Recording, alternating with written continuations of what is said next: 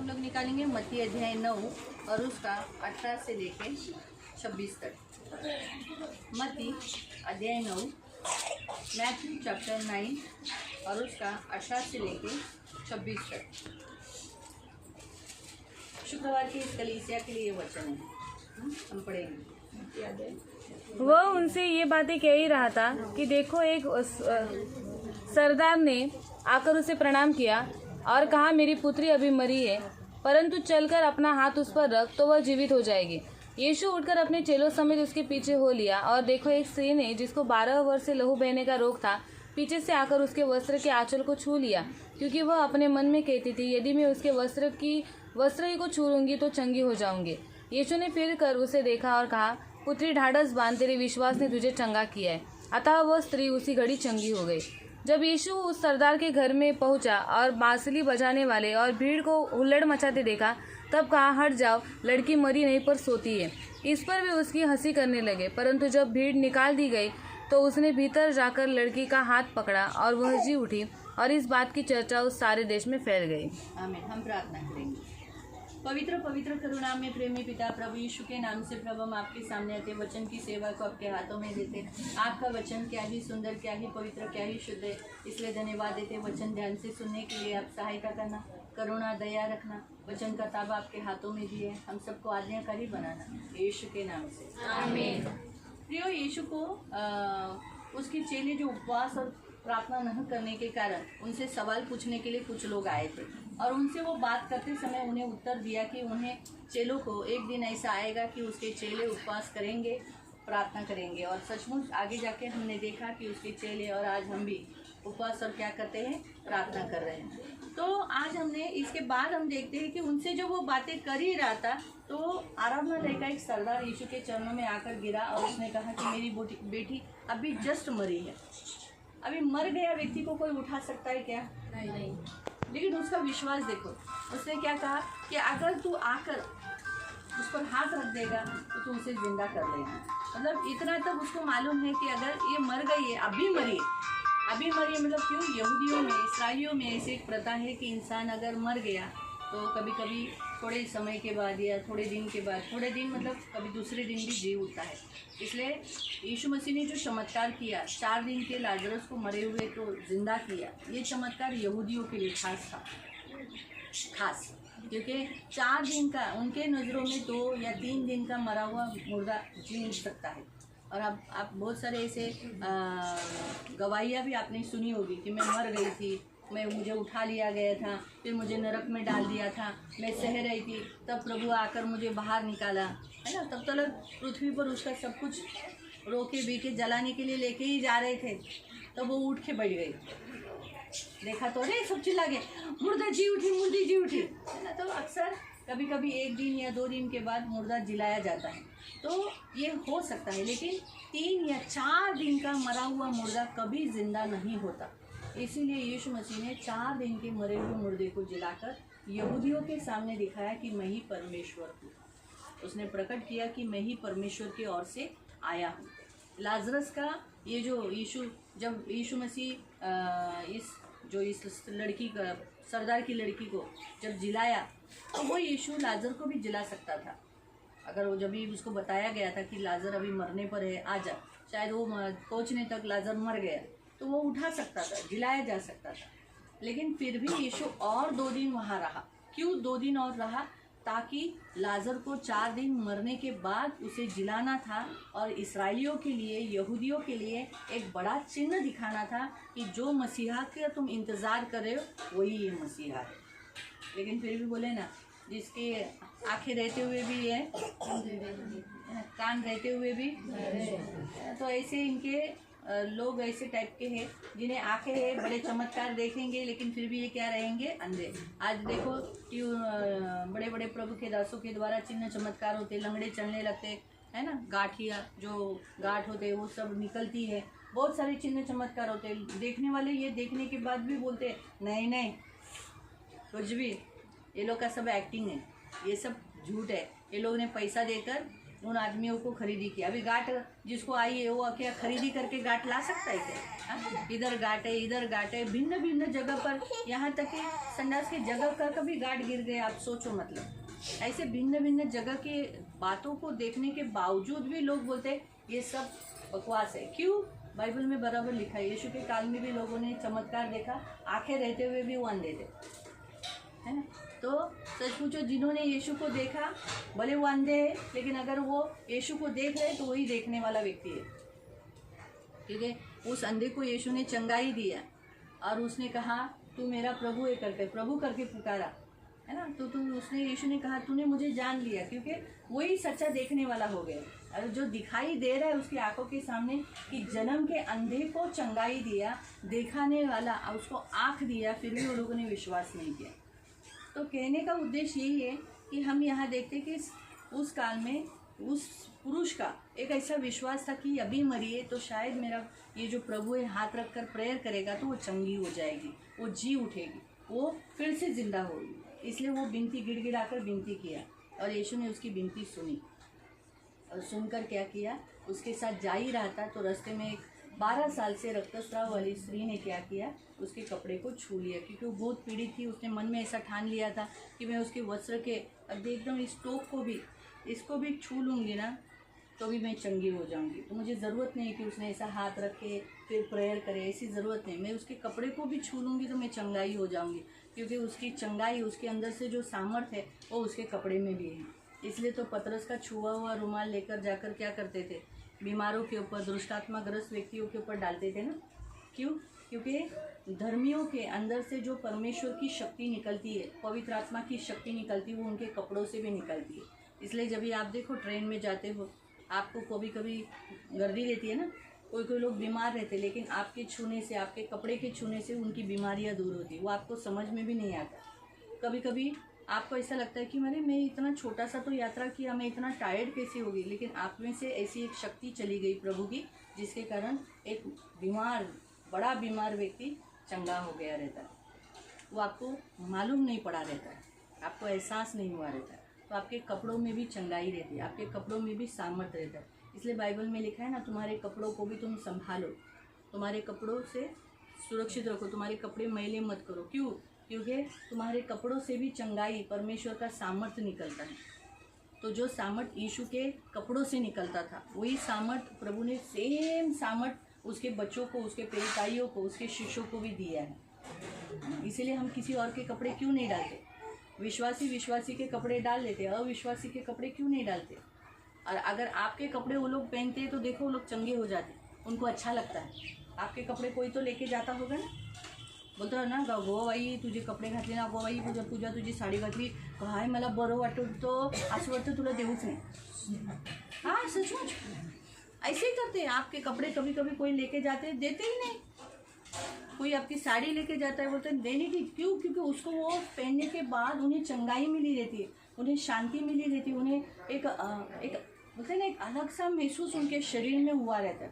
इसलिए उनको क्या लगता है कि खास है ये आपके कपड़े, इसलिए आपका छुआ हुआ रुमाल, आपका स्कार्फ, आपकी ओढ़नी लोग क्यों मांगते हैं? इसीलिए ताकि उनको चंगाई मिलने के लिए, तो एक सामर्थ्य बहता है। तो वो 12 साल रक्तस्राव वाली स्त्री ने क्या किया, यीशु के उस कपड़ों को छू लिया और वो चंगी हो गई। इतने बड़े भीड़ में भी यीशु रुका और उसे क्या किया, उसे पूछा, कोई तो मुझे छुआ है, कोई तो मुझे छुआ है, बताओ कौन है, कौन है? आखिर में उसने बोला कि मैं हूँ, और उसने सब बताया। उसने ये नहीं सोचा कि अरे सरदार की बेटी मर गई है, मैं ज़्यादा विलम्ब करूँगा तो क्या हो जाएगा, और गहरी है ना नींद इसमें चली जाएगी, मैं उसे चंगा नहीं कर पाया तो शायद सरदार को भी लगा था, अरे ये चंगी कोई तो, इतने लोग उसको टूट पड़ रहे, मेरी बेटी को जल्दी से जल्दी ठीक करना चाहिए, जल्दी से जल्दी, मेरे लिए मैं लेके जा रहा हूँ, और प्रभु जी यहाँ टाइम पास क्यों कर रहे? ये बात सब लोगों के मन में भी आया होगा, सरदार के भी मन में आया होगा। लेकिन फिर भी यीशु ने उस स्त्री के लिए जो मैरिड थी, जो उसके पति ने उसको छोड़ दिया था, पूरी कंगाल हो गई थी, डॉक्टरों ने उसको लूट लिया था, पूरी शून्य हो चुकी थी, लेकिन उस निर्बल स्त्री को भी प्रभु ने समय दिया, उसके पास, उसके लिए रुका। इतनी बड़ी भीड़ में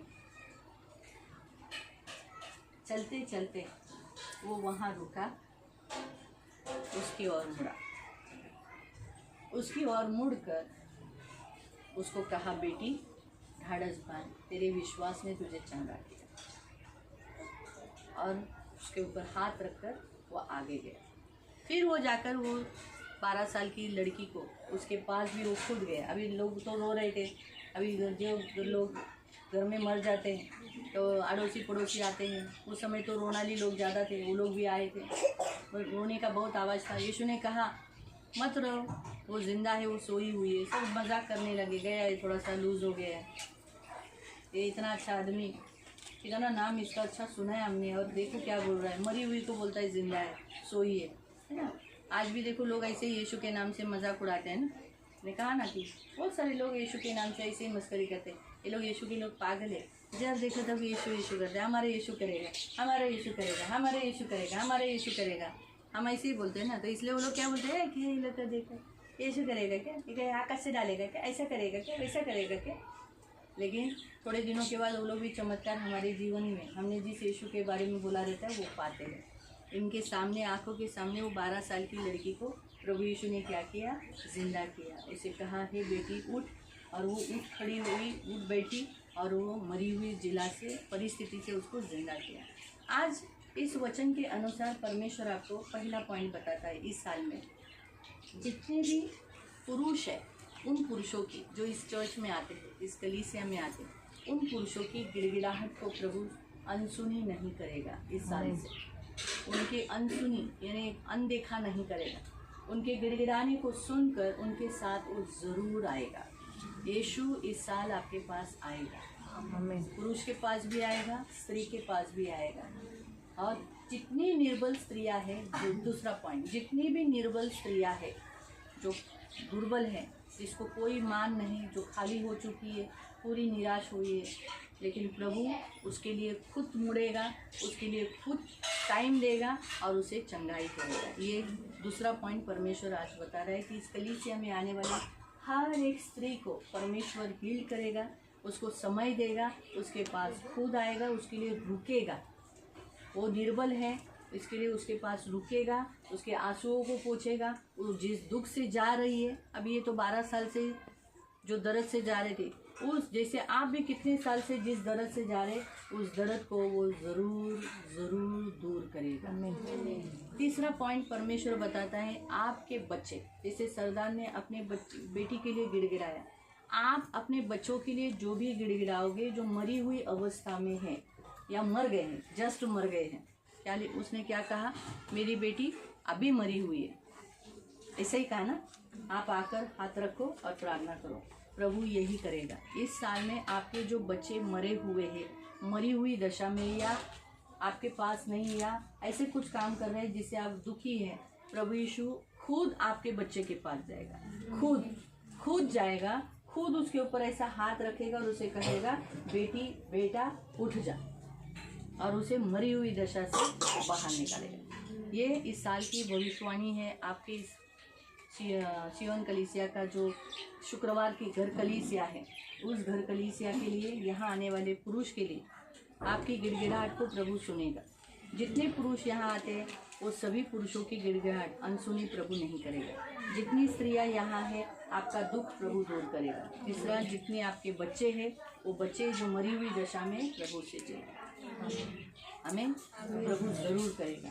और देखो, जो हमने यहाँ जो लास्ट वचन में पढ़ा, इस सब बात की चर्चा सारे देश में फैलेगी। आपके जीवन में जो होने वाला है, और इस साल में, है ना, पुरुषों के, स्त्रियों के, लड़कियों के, लड़कों के, उसकी चर्चा प्रभु जो करने वाला है और होगा। जैसा भी देखो, उस रक्तस्राव वाली स्त्री को चंगाई दिया, वो बात चुप के बैठ गई, फैल गई ना।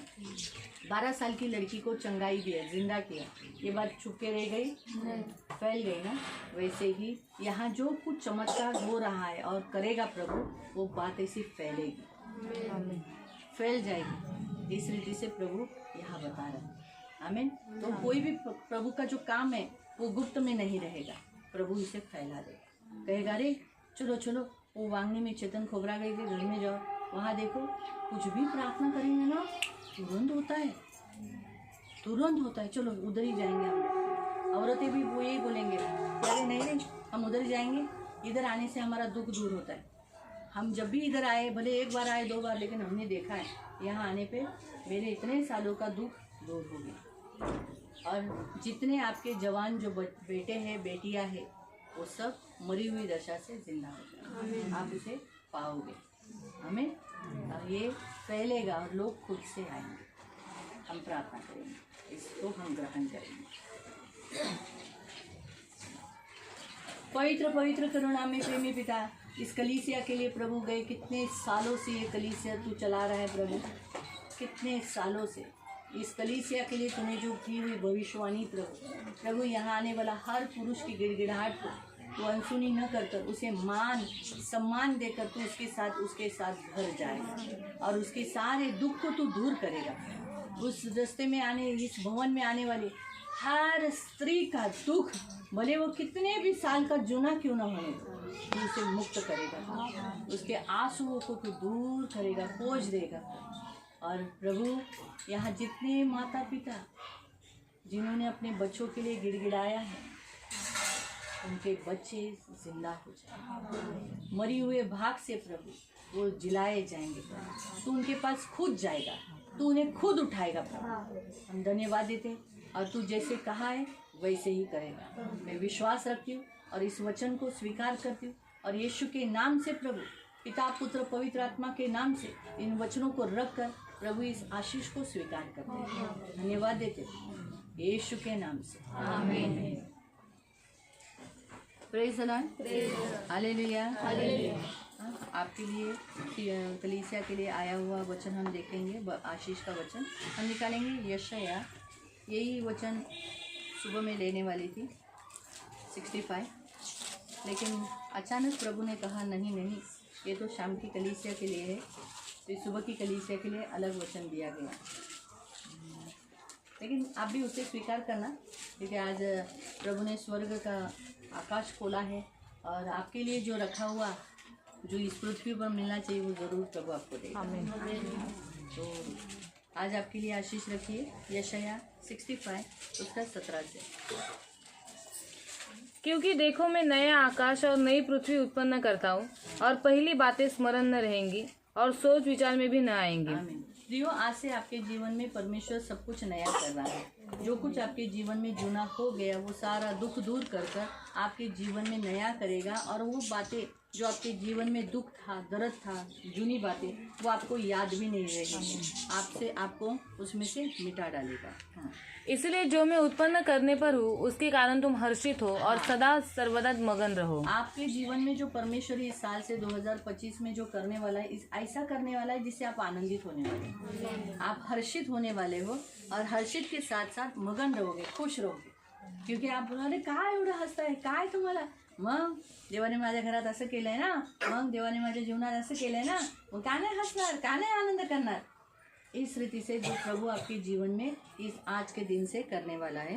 क्योंकि देखो मैं यरूशलेम को मगन और उसकी प्रजा को आनंदित बनाऊंगा। हाँ, आपको परमेश्वर आनंदित और मगन रखने वाला है, आपको खुश रखने वाला है, क्योंकि आप यरूशलेम के निवासी हो, आप यरूशलेम के वासी हो, आप इस्राएली हो, इसलिए प्रभु आपको आनंदित रखेगा।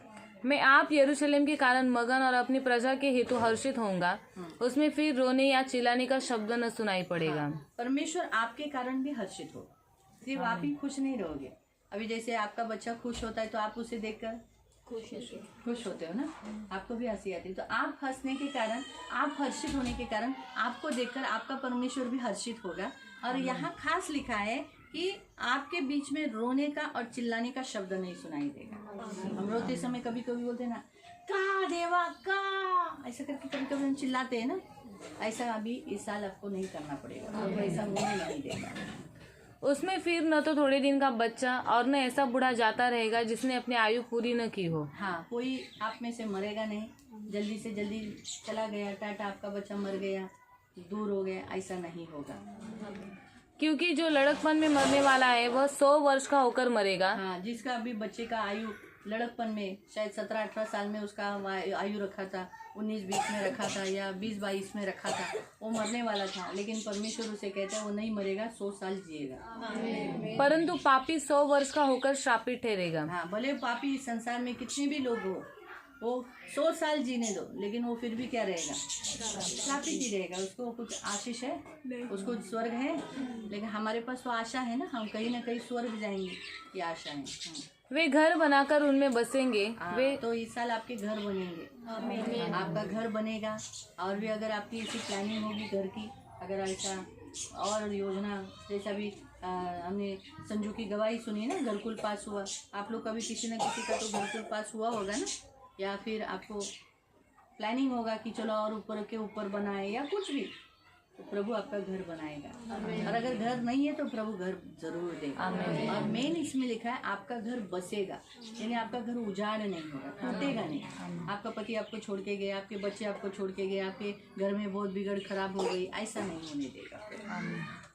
वे दाग की बारियां लगाकर उनका फल खाएंगे। आमीन। प्रियो, आपके बच्चे आपके घर में परमेश्वर के आत्मा की उपस्थिति रहेगी और पवित्र आत्मा के फल वो खाएंगे। आमीन। ऐसा नहीं होगा कि वे बनाए और दूसरा बसे, या वे लगाए और दूसरा खाए। हाँ, आपका जीवन में ऐसा नहीं होगा, आप मेहनत कर रहे हो, कोई और आपका पैसा खा रहा है। आप घर बनाया और कोई और आपका घर में कोई रह रहा है। जैसे सोचो, शांता ने घर बनाया और शांता मर गई और कोई दूसरी बीवी आकर घर में रह रही है, ऐसा नहीं। मतलब आपको समझ, उदाहरण, एक उदाहरण में आपको बताया, समझ में आए, एक ऐसा उदाहरण कि मेहनत किसने किया, इसने, तो रहना किसने चाहिए, उपभोग किसने करना चाहिए, तो कोई और करेगा, वो शुभ है। तो परमेश्वर ऐसा होने नहीं देगा। आपका है, आप ही खाओगे, आपको उसका हक मिलेगा, वो आपका है, आपका हक आपको जरूर मिलेगा। क्योंकि मेरी प्रजा की आयु वृक्षों की सी होगी। हाँ, वृक्षों की आयु कितनी होती है, बहुत होती है। वैसे आपकी भी आयु रहेगी। प्रभु आपको लॉन्ग लाइफ दिया है, इसलिए आपके मन में अगर कभी ऐसा सोच आया, गया तो भी जाने वाला है, तो बोलना अरे बाबा नहीं, साल में ही आशीष दिया है, मैं जल्दी नहीं टपकने वाला, बहुत साल जिएगा, जा बाबा दिमाग मत खा। समझ में आया? आपको वृक्षों की जैसी आयु है। और मेरे चुने हुए अपने कामों का पूरा लाभ उठाएंगे। आप जो भी काम करते हो उसका लाभ आपको मिलेगा, आपकी मजूरी आपको मिलेगी, आपका फायदा होगा, आपका ये पैसा बढ़ेगा, आपका सैलरी बढ़ेगा। अभी आपकी सैलरी बढ़ी तो प्रभु का दशांश भी तो बढ़ेगा ना, है ना। तो ये सब में मतलब आप जो काम कर रहे हो वो असफल, अरे मैंने धंधा डाला लेकिन नुकसान हुआ, ऐसा नहीं होगा। आपने काम जो हाथ में लिया है वो सफल होगा। आप जो काम करोगे उसमें परमेश्वर आपको यश देगा, आपको सक्सेस करेगा। उनका परिश्रम व्यर्थ न होगा। हाँ, न उनके बालक घबराहट के लिए उत्पन्न होंगे। हाँ, आपके बच्चों को डराने वाला है, धमकी देने वाला नहीं होगा, वो डरेंगे नहीं। और साथ साथ परमेश्वर का वचन यहाँ लिखा है कि आपका परिश्रम, कब जो कुछ प्रभु में आप कर रहे हो वो व्यर्थ नहीं होगा। आप इतना दूर आते हो, मेहनत करते हो, प्रभु का वचन पढ़ते हो, इतना कष्ट प्रभु के लिए कह रहे हो, वो कभी भी व्यर्थ नहीं जाएगा। इतने सालों से आपने प्रभु के लिए जो जो प्रार्थनाएं बोई है उसका उत्तर ये साल में आपको जरूर मिलेगा। क्योंकि वे यहोवा के धन्य लोगों का वंश ठहरेंगे। हाँ, आपके बच्चे यहोवा का वंश है और इसीलिए वो कभी मरेंगे नहीं, क्योंकि दावीद के गद्दी पर हमेशा क्या रहेगा, वंश बना रहेगा।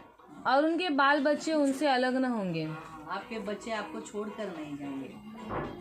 सबसे बेस्ट मुझे ये बहुत अच्छा लगा, ये जब मैंने पढ़ा ना कि तुम्हारे बच्चे तुमसे अलग नहीं होंगे, बेस्ट है। क्योंकि बच्चे अलग होते हैं ना, बहुत दुख होता है जब बच्चे छोड़ के जाते हैं, हमारे साथ नहीं रहते, दर्द होता है। तो एक सबसे अच्छा ब्लेसिंग प्रभु दिया कि आपके बच्चे आपको छोड़कर नहीं जाएंगे, आपसे अलग नहीं रहेंगे। उनके पुकारने से पहले मैं उनको उत्तर दूंगा।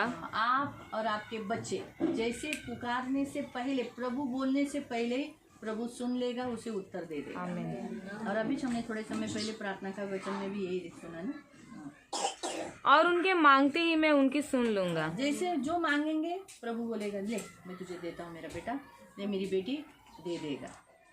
भेड़िया और मेमना एक संग चरा करेंगे। हाँ, आपके घर में कोई तो भेड़िया होगा, कोई तो क्रूर फंसाने वाला कभी, लेकिन उनके साथ आप चरे रहोगे। या कभी कभी आपके घराने में कभी कभी होता है, या आपके बाजू में कभी कभी भेड़िए होते हैं, लेकिन आप उनसे आपकी नुकसान नहीं होगा। भेड़िया मेमना साथ चरा करेंगे, लेकिन भेड़िया मेमना के ऊपर हावी नहीं होगा। भेड़िए का काम क्या है मालूम? पीछे से आकर मारना, उसे फाड़ना, मेमने को फाड़ना। लेकिन आपको वैसा होने नहीं देगा। आप प्रभु के क्या हो? भेड़ हो, मेमने हो, लेकिन प्रभु आपको कोई हानि नहीं होने देगा।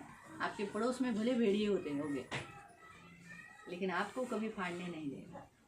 ये यहाँ प्रभु का मतलब आप प्रोटेक्शन में हो, सुरक्षित हो, आप सुरक्षित प्रभु के हाथों में हो, यहाँ कहने का उद्देश्य।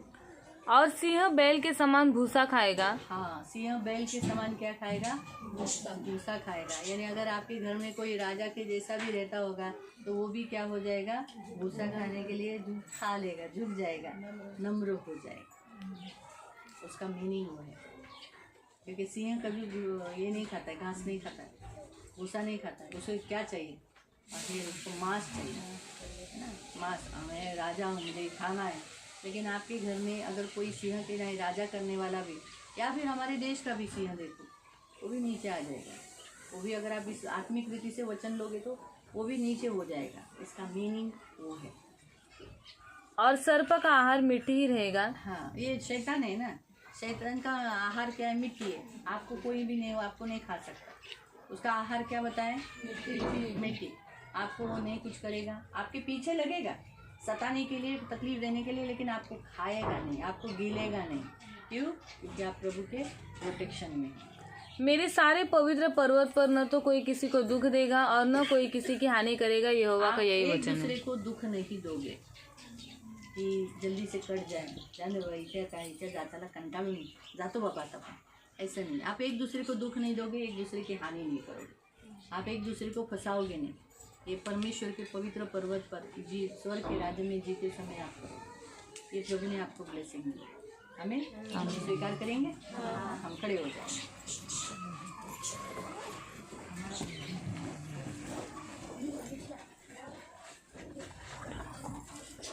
अपने दोनों हाथों को ऊपर उठाएंगे। हम प्रार्थना करें।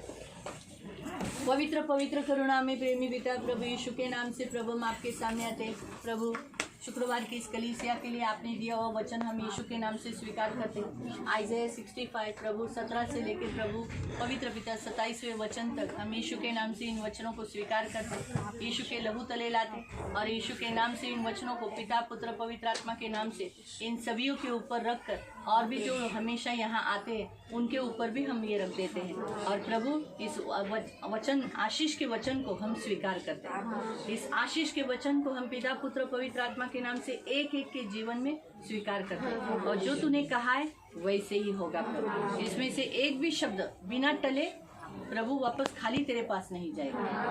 धन्यवाद देते पिता, आपका लहू लगाते और आपके पंख में सुरक्षित रहने के लिए प्रार्थना करते। तो इनकी ढाल, इनका कवच, इनका प्रभु, इनका स्वामी, इनका गढ़। धन्यवाद देते पिता। सारा आदर, सारी महिमा, सारी प्रशंसा, सारा गौरव मैं आपको देती यीशु के नाम से प्रार्थना करते। सगळ्यांना